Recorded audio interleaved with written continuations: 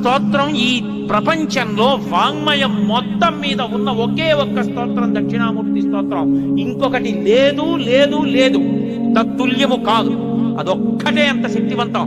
అందుకే శంకరాచార్యుల వారి వాంగ్మయం అంతా ఒకెత్తు, సామాన్యుల కోసం ఇచ్చిన దక్షిణామూర్తి స్తోత్రం ఒక్కటి ఒకటి.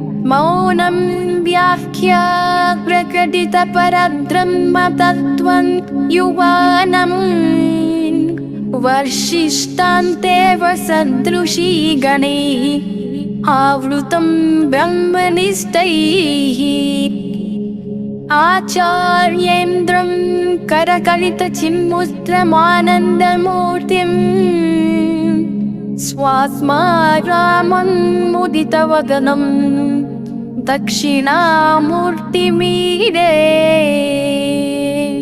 ఫోటవిటపి సమీపే భూమిభాగే